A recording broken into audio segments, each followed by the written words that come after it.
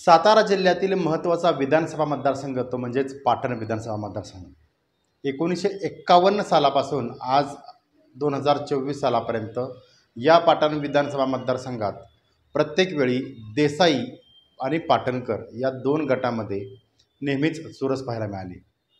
खरं तर 1951 साली बाळासाहेब देसाई यांनी खऱ्या अर्थानं या पाटण विधानसभा मतदारसंघामध्ये सुरुवात केली आणि खरं तर गेल्या सुरुवातीच्या काळात प्रचंड चांगल्या पद्धतीनं या ठिकाणी राजकारण होत गेलं। मात्र मधल्या काळामध्ये देसाई आणि पाटणकर या दोन गटामध्ये प्रचंड मोठ्या प्रमाणात या ठिकाणी राजकीय उलथापालथ याचबरोबर काटेकी टक्कर पाहायला मिळाली। आज आपण पाटण विधानसभा मतदारसंघामध्ये आगामी 2024च्या निवडणुकीमध्ये काय होणार, देसाई आणि पाटणकर हे दोन उमेदवार असतील की आणखी शिवसेना या ठिकाणी हर्षल कदमच्या माध्यमातून तिसरा उमेदवार या ठिकाणी महाविकास आघाडी पाटणकरांच्या ऐवजी देणार, यावर आपण चर्चा करणार आहोत। नमस्कार, मी विकास भोसले, आपण पाहताय महाराष्ट्र लाईव्ह। पाटण विधानसभा मतदारसंघाची अगोदर खरं तर इतिहास पाहूयात। 1951 सालापासून या पाटण विधानसभा मतदारसंघामध्ये बाळासाहेब देसाई यांनी या ठिकाणी वर्चस्व निर्माण केलं आणि 1951 सालापासून 1980 सालापर्यंत बाळासाहेब देसाई यांनी एक हाती या विधानसभा मतदारसंघावर वर्चस्व सिद्ध केलं। यानंतर 1983 ते 1999च्या निवडणुकीपर्यंत माजी मंत्री विक्रमसिंह पाटणकर यांनी या पाटण विधानसभा मतदारसंघामध्ये विजय संपादन केला।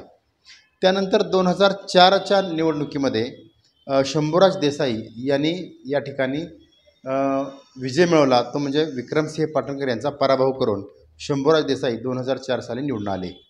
त्यानंतरच्या निवडणुकीमध्ये 2009च्या निवडणुकीमध्ये विक्रमसिंह पाटणकर हे निवडून आले आणि खरं तर मोठी चुरस यावेळी पाहायला मिळाली 2004 आणि 2009मध्ये सुद्धा।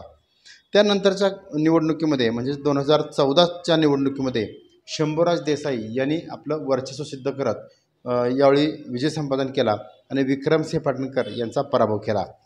त्यानंतरच्या 2019च्या निवडणुकीमध्ये शंभूराज देसाई विरुद्ध सत्यजित सिंह पाटणकर अशी निवडणूक झाली आणि यामध्ये शंभूराज देसाई यांनी विजय संपादन केला आणि यानंतर खऱ्या अर्थानं राजकारण बदलत गेलं आणि या पाटण विधानसभा मतदारसंघामध्ये नंतर शंभूराज देसाई या 2.5 वर्षामध्ये मंत्री झाले आणि त्यानंतर बऱ्याच विकास निधी या ठिकाणी पाटण विधानसभा मतदारसंघामध्ये दिला। आता आपण चर्चा करणार आहोत सध्याची परिस्थिती काय। लोकसभा निवडणुकीनंतर खऱ्या अर्थानं राष्ट्रवादी काँग्रेस आणि महाविकास आघाडीमध्ये पाटण तालुक्यात अत्यंत चांगलं वातावरण या ठिकाणी पाहायला मिळतं आहे। सत्यजित सिंह पाटणकर यांच्या नेतृत्वाखाली राष्ट्रवादी काँग्रेस शरद पवारचा गट या ठिकाणी प्रचंड आक्रमक झाला दिसतोय। याला कारणही तसंच आहे, कारण पाटण विधानसभा मतदारसंघामध्ये महाविकास आघाडीचे उमेदवार शशिकांत शिंदे यांना आघाडी मिळालेली आहे। खरं तर यामुळं राष्ट्रवादी काँग्रेस शरद पवार गटाला अशी शक्यता वाटते की या ठिकाणी आपण आता जिंकून येऊ आणि या दृष्टीने त्यांचं काम सुरू आहे। खरं तर पालकमंत्री शंभूराज देसाई असताना पाटण विधानसभा मतदारसंघ मायनस जातोच कसा, हा महायुतीच्या समोरचा मोठा प्रश्न आहे। मात्र यावेळी सुद्धा खरं तर लोकसभेची गणिते वेगळी असतात, विधानसभेची गणिते वेगळी असतात आणि यावेळी नक्की काय झालं, काय घडलं, काय बिघडलं यावर आपण सविस्तर बोलणार आहोत। मात्र सध्या आपण चर्चा करतोय ती म्हणजे महाविकास आघाडीतून उमेदवार कोण असेल। सत्यजित सिंह पाटणकर हे उमेदवार असतील असं समोर येतं आहे। मात्र खरं तर ही जागा शिवसेनेची जागा आहे पारंपरिक पहिल्यापासून, यामुळं उद्धव ठाकरे गट ही जागा सोडणार नाही।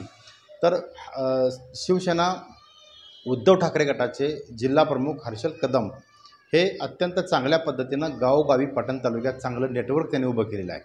याचबरोबर मोठ्या प्रमाणात या पाटण विभागातला जो कामगार आहे तो मुंबईशी निगडीत असल्यामुळं या पाटण तालुक्यातील शिवसेनेचा मतदार हा एक मोठा गट्टा या ठिकाणी पाहायला मिळतो।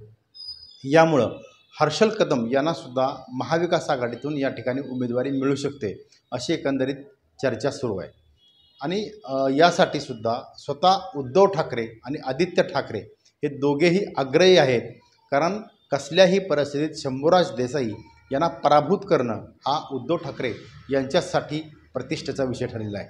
यामुळे हर्षल कदम यांना ही उमेदवारी महाविकास आघाडीकडून मिळेल असं एकंदरीत बोललं जातं आहे. दुसरा मुद्दा खरं तर सत्यजित सिंह पाटणकर हे सुद्धा प्रबळ दावेदार आहेत.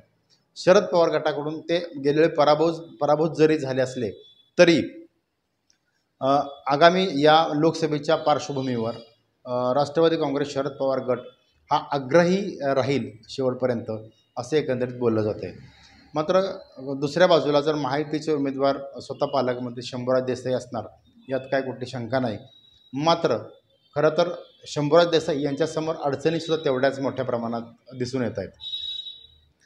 लोकसभेमध्ये झालेली पिछेहाट याचबरोबर सध्या महाराष्ट्रात महायुतीच्या विरोधात असलेलं वातावरण आणि भारतीय जनता पार्टीमध्ये असलेली नाराजी याचा फटकासुद्धा शंभूराज देसाई यांना बसू शकतो. कारण पहिल्यापासून शंभूराज देसाई हे कधीही पक्षनिष्ठ कधी नसतात, ते व्यक्तिनिष्ठ पहिल्यापासून असतात. म्हणजे स्वतःचा गट सांभाळण्याचं पहिल्यापासून देसाई गट सांभाळण्यात ते खरं तर वेगळं असतात. त्यांचा चिरंजीवसुद्धा यशराज देसाई यांनीसुद्धा बाजार समितीमध्ये करिश्मा करून दाखवला आणि बाजार समिती खेचून आणण्याचा या ठिकाणी त्यांनी करिश्मा केला. यामुळं यशराज देसाईसुद्धा ऐनवेळी या ठिकाणी महायुतीचे उमेदवार असू शकतात असं साधारणतः बोललं जातं आहे. एकंदरीतच काय तर पाटण विधानसभा मतदारसंघात प्रचंड मोठ्या घडामोडी जरी असल्या तरी देसाई विरुद्ध पाटणकर अशी लढत होईल की देसाई विरुद्ध कदम म्हणजेच हर्षल कदम यांना महाविकास आघाडीची उमेदवारी जाईल हे काही दिवसातच स्पष्ट होईल. मात्र महाविकास आघाडीमध्ये सत्यजित सिंह पाटणकर की हर्षल कदम या दोन उमेदवारांची सध्या चाचपणी सुरू आहे आणि पाटण विधानसभा मतदारसंघामध्ये यावेळीसुद्धा खूप मोठी चुरस पाहायला मिळेल, रंगतदार लढत होईल. जरी पालकमंत्री शंभूराज देसाई असले आणि मुख्यमंत्री एकनाथ शिंदे यांचे जवळचे जरी असले तरी गेल्या काही दिवसांपासून शंभूराज देसाई यांना अडचणीत आणण्याचा प्रयत्न मोठ्या प्रमाणात विरोधकांच्याकडून याचबरोबर स्वकीयांच्याकडून सुद्धा होतोय. यामुळे शंभूराज देसाई यांच्यासाठी ही निवडणूक नक्कीच सोपी नसेल.